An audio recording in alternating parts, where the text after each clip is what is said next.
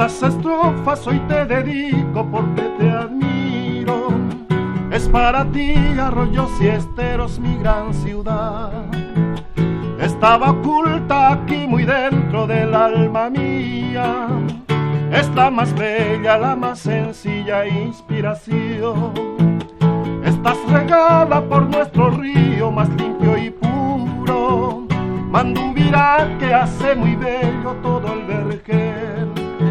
Arroyos y Esteros, la esmeralda cordillerana, que me aprisiona gigante se ve en Oroguellay.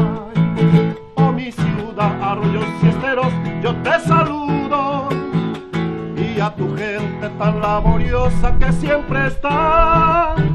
Nombrar quisiera al más ilustre de tu prodigio, al hombre noble, sabio y bueno, Fidel Maíz.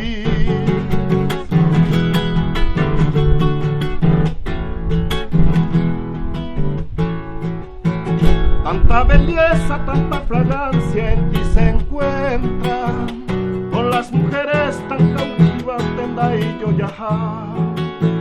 Y a los cañeros también hoy nombro en estos versos. Soy yo tu hijo, nunca te olvido, nunca estar. Oh mi ciudad, Arroyos y Esteros, yo te saludo, y a tu gente tan laboriosa que siempre está.